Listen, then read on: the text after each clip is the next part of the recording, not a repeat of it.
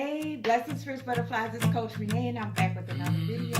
As always, thank you so much for stopping by my channel. Remember to subscribe to the channel, share the video, all that good stuff, because we are looking to grow the Fierce Butterfly Nation. And guess what? We're doing it with one subscriber at a time. Listen. Today is Thankful Thursday, and I cannot believe I'm about to tell y'all this story. Oh my God. This was one of the dumbest things, if not the dumbest thing I have ever done in my life. Hands down. Good God of Jesus. Thank you for your mercy. Thank you for your shield of protection. My God. Listen, let me tell y'all about this. Before I tell you, I know it was a dumb and stupid thing to do. I've learned my lesson, and now I'm going to share the story.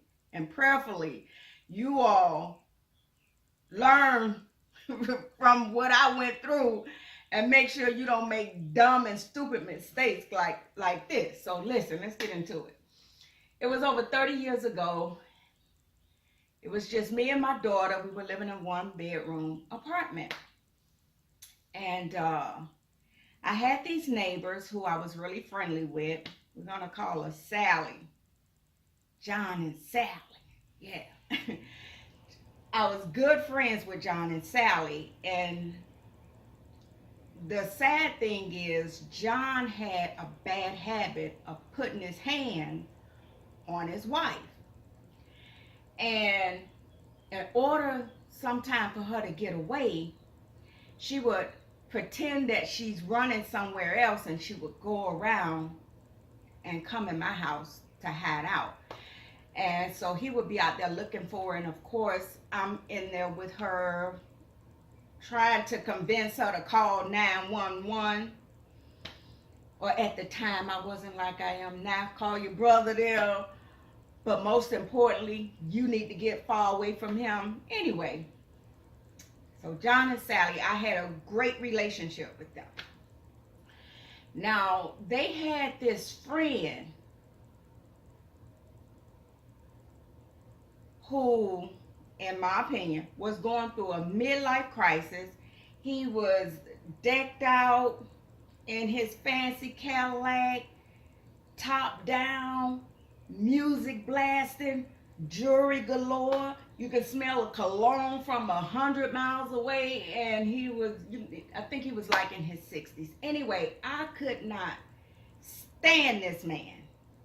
I know that's not nice, but I'm telling you, I couldn't stand him because he was an attention seeker, and he always tried to get my attention, and I used to be so aggravated because I used to be like, dude, you're not my type. Don't like you, don't want you. Go head on, right? So that was my attitude. So anyway, he used to break my nerves. So a few times, John and Sally would try to put in a word for him, and I made it clear, okay, try it again, and y'all can stay over there, and I'm going to stay over here because I'm not interested. Okay. So one night, it was about maybe 3, 4 in the morning. Oh my God, I can't believe I'm telling this story. It was about 3 or 4 in the morning, and my phone rang. So, of course, I'm sound asleep. My daughter is asleep. I answer the phone. Hello? B, put my husband on the phone.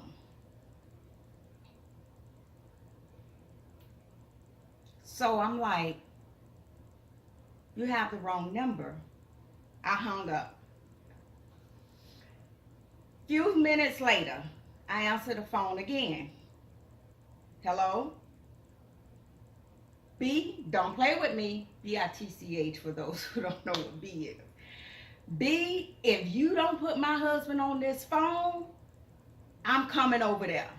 So I'm like, now I'm asleep. I'm tired. I'm asleep. I'm like, lady, I don't know who you are. I don't know who your husband is. You have the wrong number. I'll hang up. About 5, 10 minutes later, the phone rang again. So now I'm thinking, okay, somebody is literally playing on my phone, because you just don't keep dialing the wrong number, the same number when you. So I answer the phone for the third time. I'm kind of waking up because I'm a little bit aggravated, but I'm still sleepy because I just know somebody just played on the phone. And I didn't want to turn off the ringer because you never know what could happen. Anyway, it's about the fourth call. Now, when I answer the phone, I give attitude. I say, listen, I done told you you have the wrong number. Now she's at the top of her lungs. You better put my MF husband on this phone or I'm coming around there and I'm going to air it out. And I'm like, you know what? Bam, I hang up. Maybe about an hour, 30 minutes goes by. 30 minutes go by. I'm back asleep. I hear this bang on the door. Bam, bam, bam, bam, bam. Of course, I jump up. I jump up and I'm looking around. Of course, I'm looking for my daughter. She's safe. I'm like, what's going on? So I close the room. I leave out. I close the room door and I go to the door. And I'm just thinking to myself, this is a weird freaking night. Anyway, so I'm like, who is it? Sally. Now remember, Sally is my neighbor. And it's not unusual for her to do that because sometimes she has to run and get away. Without looking, thank you, Jesus. Without looking, I opened the freaking door. Listen, when I opened that door, the lady, right? I'm on the camera. Anyway, the lady, right? She grabbed that knob and she pulled that door open. And the door is wide open. This woman is standing before me. She's holding the door with this hand and she has this hand behind her back. I look in the alley and there's a car waiting on her.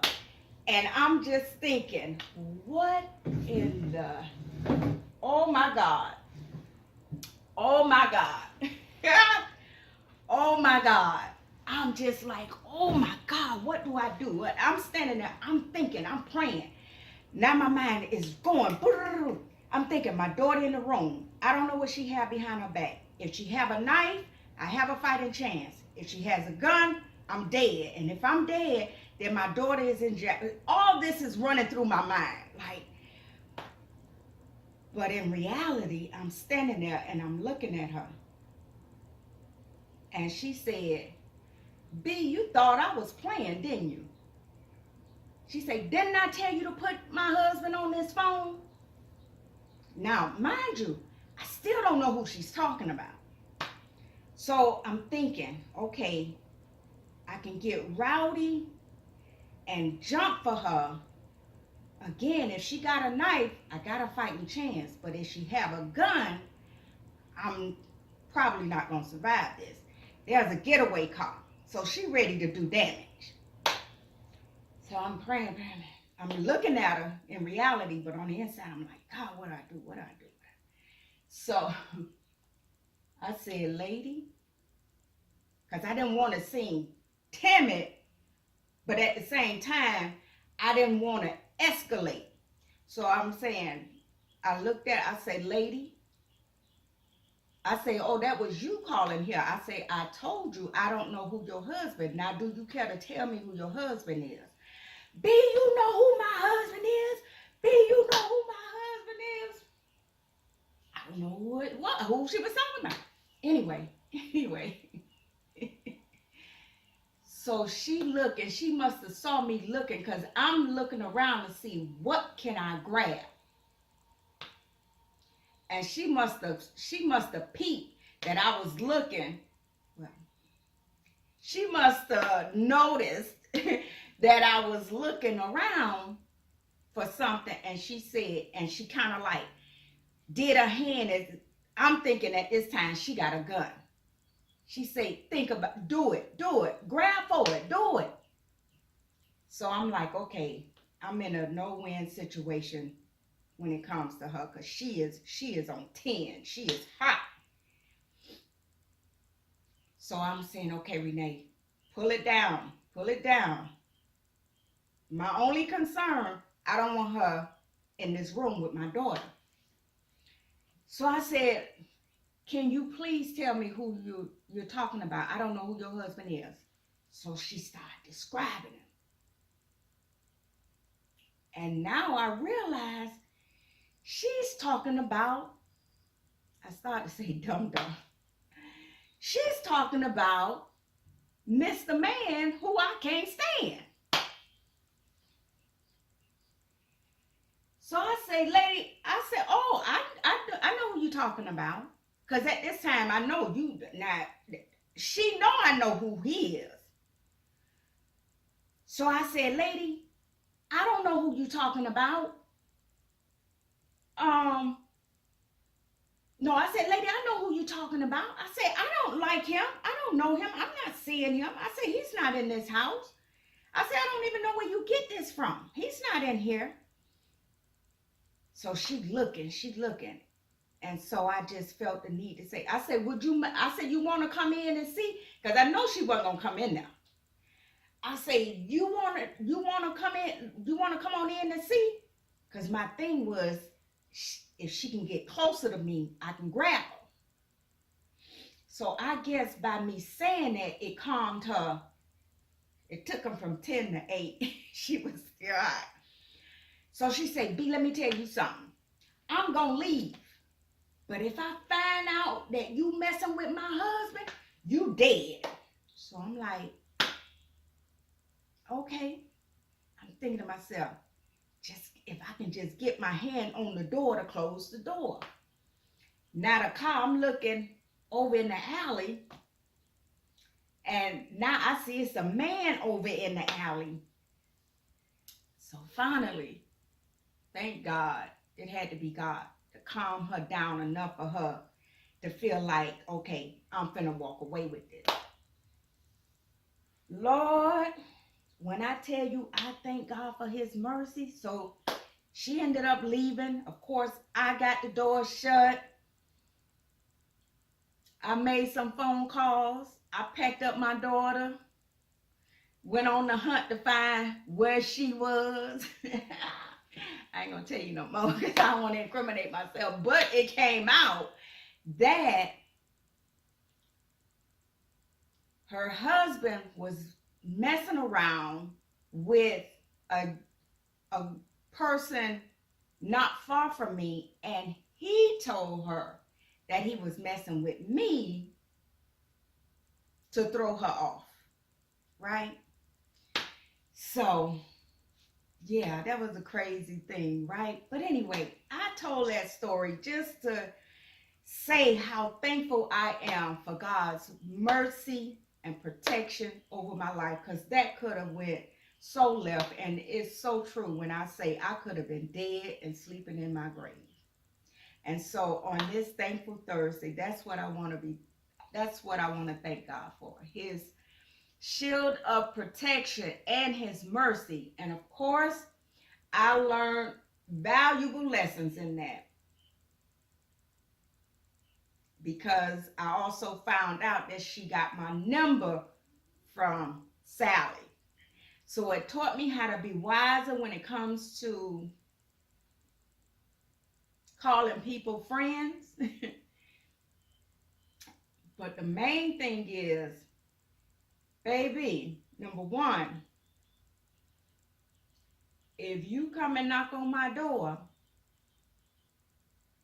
and I can't physically see who you are, you're not getting an answer. I don't care what car you see out there, you are not getting an answer, because let me tell you, that thing now, it scared the daylights out of me, because not only was I in danger, my child was in danger.